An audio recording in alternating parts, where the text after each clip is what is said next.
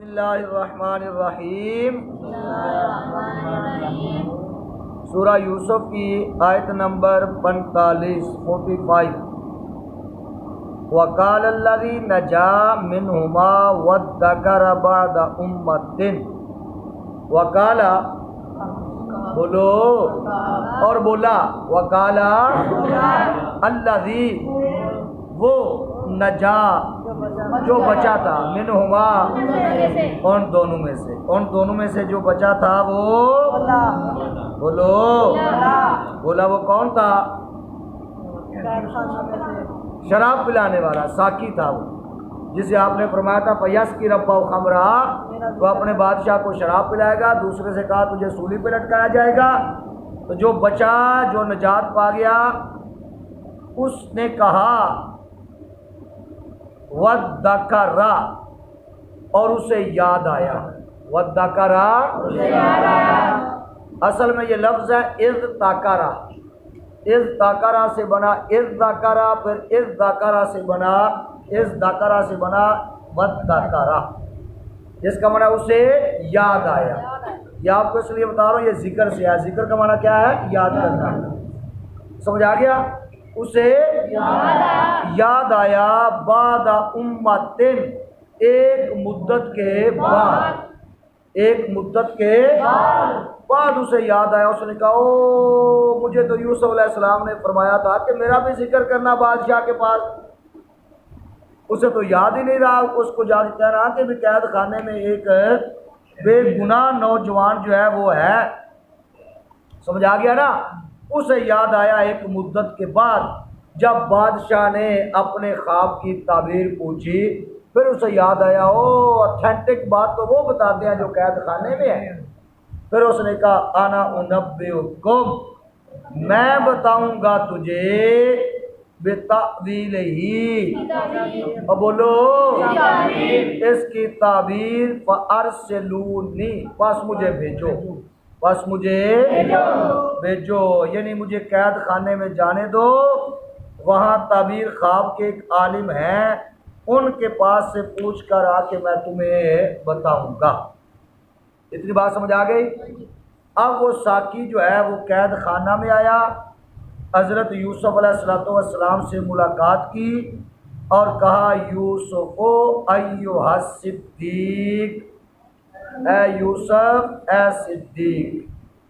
اب مان گئے تھے نا، انہوں نے کہا ہمیں تو خواب آیا ہی نہیں ہے، کل پڑھا نا آپ نے، تو آپ نے فرمایا خواب آیا ہے یا نہیں آیا؟ فیصلہ کر دیا گیا ہے، جس کے بارے میں تم پوچھتے تھے نا اس کا فیصلہ کر دیا گیا۔ جب فیصلہ ہو گیا تو سمجھ گیا کہ بات سچی ہے، یوسف علیہ السلام صدیق ہے، اس لیے آ کے اس نے یہ کہا ہے یوسف ایھا الصدیق،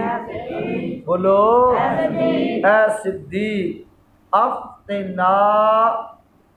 ہمیں تعبیر دیجئے، افتی اس کا مطلب اصل میں افتا یفتی افتان فتویٰ دیجئے، اسی سے نکلا ہے مفتی فتویٰ دینے والا۔ افتنا ہمیں تعبیر دیجئے فی سبع بقرات سمان، 7 فربا گایوں کی، 7 موٹی تازی یا کلہن کھاتی ہیں جنہیں سب ایجاب، بولو 7 دبلی گائیں، وسبع سنبلات خضر اور 7 ہری بالیوں کی، وَأُخَرَ یابسات اور 7 دوسری خشک بالیوں کی، لعلی شاید میں ارجع لوٹ کر جاؤں الی الناس لوگوں کی طرف، لعلہم یعلمون شاید کہ وہ آگاہ ہوں، سمجھ آگے؟ یہ اس نے اپنا جو بادشاہ کو خواب آیا تھا، بادشاہ نے اسے بتایا، اس نے آ کے حضرت یوسف علیہ السلام کو یہ خواب سنایا۔ قال یوسف علیہ السلام اب اس کی تعبیر بیان فرما رہے ہیں۔ آپ نے فرمایا تزرعون 7 سنین دأبا، تم کھیتی کرو گے، تزرعون زراعت سے نکلا ہے، زراعت کسے کہتے ہیں؟ ایگریکلچر، کھیتی کرنا۔ فرمایا تم کھیتی کرو گے 7 سنین دأبن 7 برس دابن لگاتار فرمایا تم کھیتی کرو گے 7 برس لگاتار فما حصدتم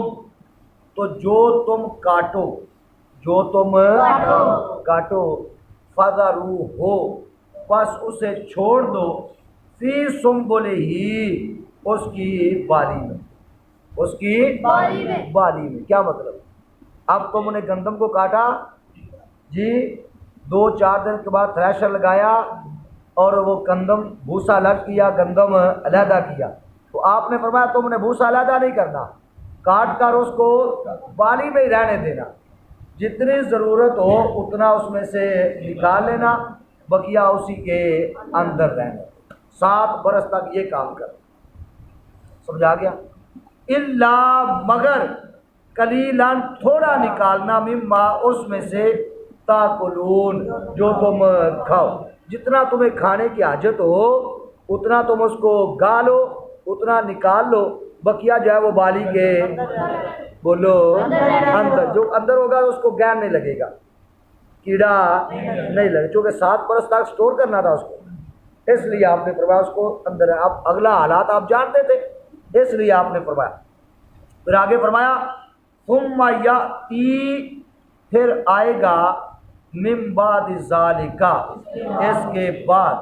اس کے بعد آئیں گے 7 شداد 7 برس تنگی کے شداد سختی کے 7 برس سختی کے آئیں گے کیا مطلب کہ 7 برس تک تم کھیتی کرو گے گندم اچھی خاصی ہوگی اتنی نکالنا جتنی تمہیں ضرورت ہے بقیہ اسی طرح بالی کے اندر رہنے دینا پھر ان 7 برسوں کے بعد 7 برس آئیں گے یہ ان گایوں کی تعبیر ہے جو موٹی تازی 7 گائیں ان کو کھا رہی ہیں پتلی دبلی گائیں ان کو کھا رہی ہیں پتلی دبلی گائیں ان کو کھا رہی ہیں یہ ہے سمجھ آ گیا یعنی 7 برس تک اچھی خاصی کھیتی باڑی تم کرو گے زراعت اچھی ہوگی تو جو گندم آئے اس کو بالی کے اندر رہنے دینا بھوسا الگ نہ کرنا جتنی ضرورت ہو اتنا نکال لینا پھر آئیں گے 7 برس تم پر سخت یعنی کات سالی ہوگی اس میں بارش وغیرہ نہیں ہوگی کھیتی اتنی نہیں ہوگی تو وہ جو تم اسٹور کر کے رکھو گے وہ تمہیں کام ہے سمجھا دیں چلو یا کل نہ وہ 7 برس جو ہیں یعنی تنگی والے جو 7 سال جو ہیں وہ کھا جائیں گے ما قدمتم لہن جو تم نے ان کے لیے پہلے جمع کر رکھا تھا جو تم نے پہلے ان کے لیے الا مگر قلیلاً تھوڑا مما اس میں سے تحسنون جو تم بچا لو یعنی جو بچا لو گے وہ تمہارے بیج کے لیے تاکہ تم اسے کاشت کرو پھر فرمایا ثم یاتی من بعد ذالک عام پھر ان کے بعد 1 برس آئے گا ثم پھر یاتی آئے گا من بعد ذالک ان کے بعد کن کے بعد 7 سخت سالوں کے بعد عام ایک سال آئے گا ہے جس میں یغاث الناس لوگوں کو بارش دی جائے گی لوگوں کو می دیا جائے گا باقی ہے اور اس میں یاسرون وہ رس نچوڑیں گے کیا کریں گے یعنی انگور کا اور تل زیتون کے تیل نکالیں گے یہ سال جو ہوگا بڑی برکت والا سال ہوگا زمین سر سبز و شاداب ہو جائے گی درخت خوب پھلیں گے پھولیں گے حضرت یوسف علیہ السلام سے یہ تعبیر سن کر وہ واپس ہوا